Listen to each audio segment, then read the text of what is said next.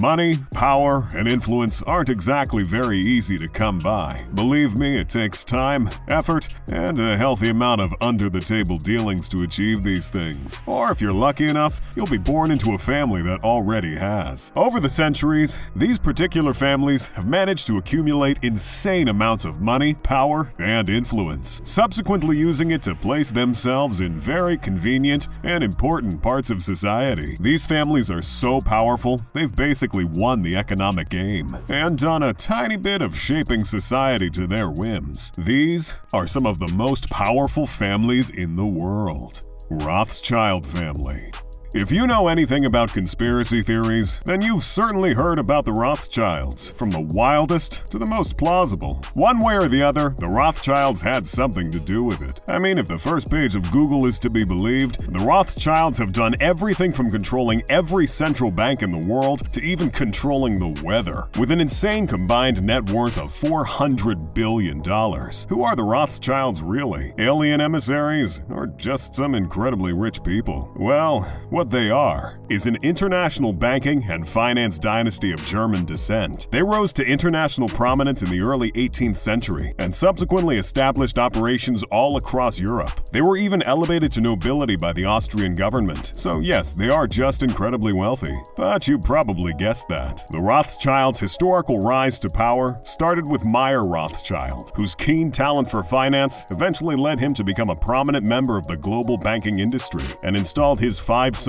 in the financial capitals of Europe. They successfully adapted to the Industrial Revolution during a rise in economic growth throughout Europe, landing themselves an oligopolistic position in the world trade of oil and metals. The Rothschilds were so powerful they could loan money to entire countries. Their clientele wasn't your everyday wealthy lord. Nope, they were out there loaning billions to entire governments. In 1825, they supplied enough coin to the Bank of England to avert a market liquidity crisis. They granted loans to France after its defeat by Prussia, and they granted a £4 million loan to the British government after just being asked a few hours prior. They were, simply put, just rolling in that money. These days, the family has taken a more low-key approach to being a financial superpower, while spending their wealth by donating vast quantities of art to charity and generally avoiding conspicuous displays of wealth, especially after their surrealist party back in the 70s that'll haunt my dreams forever. The Rothschild family are without a doubt extremely powerful, influential, and cloaked in mystery, hence all the conspiracy theories. But whether or not they are responsible for the assassination of JFK or are fighting against climate change is for the conspiracy theorists to decide. The Windsor family. Quite possibly one of the most popular and most influential groups of royals in the entire world, with family branches that have stretched all across Europe and influence that quite literally stretches the entire globe. If that doesn't make you want to find your own Windsor heir to marry, wait till you find out just how wealthy the latest generation of British royalty is. Prince William and Kate Middleton's three kids, George, Charlotte, and Louis, aren't just living a life of unparalleled luxury, they're making bank too. Prince George is already worth $2.8 billion, and his sister Charlotte is worth $4.3 billion. They're already making 10 digits, and neither of them is 10. Simply mind-blowing. The Windsors aren't just sitting at the top of a country with a GDP of $2.7 trillion.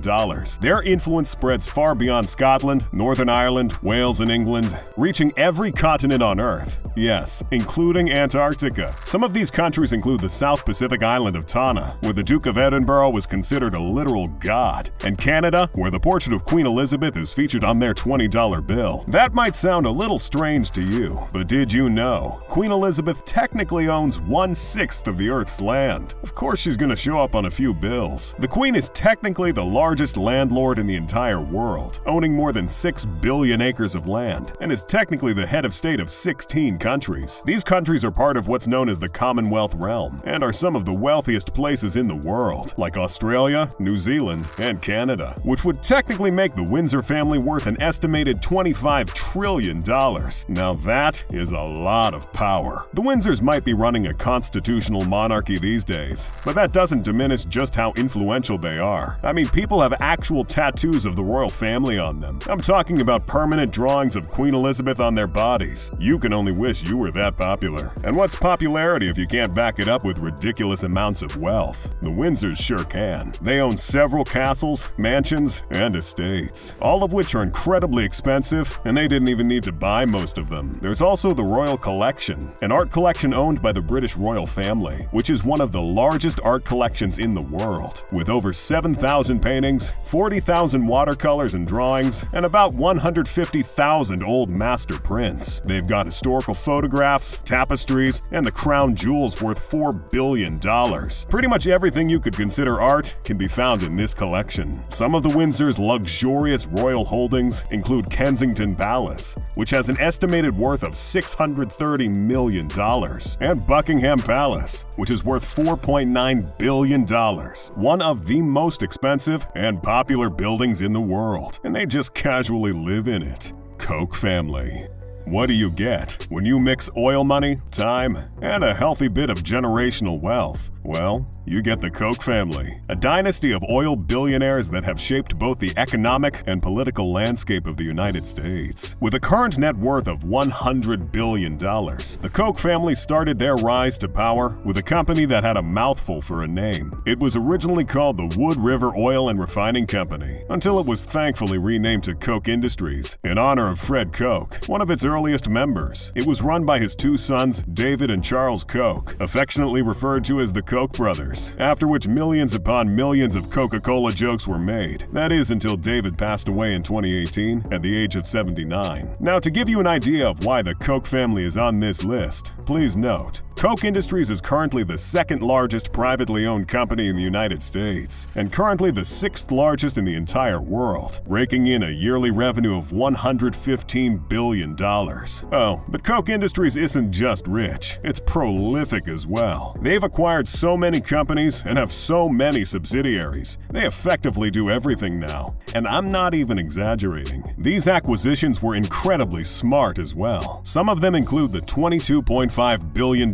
purchase of Georgia Pacific, one of the world's largest manufacturers and distributors of paper. They provide a wide variety of household products under popular names like Brawny, Angelsoft, and Vanity Fair. They also spent $7.5 billion to purchase Molex, an electronic components manufacturer, and they work with the National Guard of the United States as well. That's paper, electricity, and protection. Whatever kind of apocalypse is coming, the Koch family is ready. Not only are they wealthy, they also invest a non-significant amount of their wealth into making sure the political landscape of the country is exactly the way they want it. It turns out, you don't have to be royalty, or hold any political office for that matter, to get a few politicians to speak your language. If there's one thing the Koch family is really passionate about though, it's real estate. They purchased a multi-billion-dollar, 63-story, 4,000-unit hotel and casino on the Las Vegas Strip, and that was just the start. They plan to buy more hotels and hospitality assets. At this point, they're just trying to fill a bingo card of industries they can take over, I think. The Walton family. Here's a family so powerful, they have an insane net worth of $169.7 billion and own a corporation so massive, it has a net worth larger than some countries' GDP. Yet nobody really talks about them. You know what a Walmart is? I know what a Walmart is. We've all seen the memes. But did you know that there are approximately 10,500 Walmart stores in 24 countries worldwide, which employ about 2.2 million people? Well, I certainly didn't. Walmart was founded by Sam Walton in 1962. Over the years, it eventually grew into the world's largest company by revenue, earning over $540 billion, consequently turning the Waltons into the richest family in the United States. Let me tell you, Walmart is so powerful, its very existence in a community is enough to destroy whatever competition stands in its way. If a Walmart opens up in a small town, about half its retail trade will be gone in a few years, felled at the feet of this retail giant. Naturally, Walmart's customer size is frankly ridiculous. Thanks to its low prices and wide range of products, it appeals to virtually everybody and serves approximately 220 million customers every week. The Waltons have had more than one successful venture though. You don't get over $100 billion by being a one-trick pony after all. One of these ventures was known as Sam's Club, a chain of warehouse clubs that sold groceries and general merchandise. It operated 600 warehouses houses and raked in profits up to $57 billion. Even their charitable foundations are a hit. The Walton Family Foundation has managed to take on environmental issues and education, spending $1 billion on the latter. The Waltons have used their vast wealth to dabble in a bit of politics as well. The political leanings of the Waltons aren't exactly one note, though. Different heirs to the Walmart throne have paid large sums of money to different sides of the political aisle, trying their darndest to influence policies, like a really boring season of The West Wing. Morgan family. This family's rise to international prominence started in the late 19th century, with perhaps the most famous Morgan of them all, John Pierpont Morgan. That guy in all the documentaries about early industrializing America? Born to be a banker, J.P. Morgan would follow in his father's footsteps and get embroiled in the financial sector, becoming one of the most famous bankers in the world, eventually immortalized by one of the most powerful financial institutions in the United States, J.P. Morgan & Company. J.P. Morgan didn't build the first billion-dollar company by banking alone, though. In the late 1890s, he turned his attention to the steel industry. He developed an alliance with the president of Carnegie Steel and purchased the company for $480 million, an amount which, at the time, was more than the U.S. federal government's entire budget. You gotta spend money to make money, and boy did he make money. In 1901, J.P. Morgan merged his steel companies and established U.S. Steel,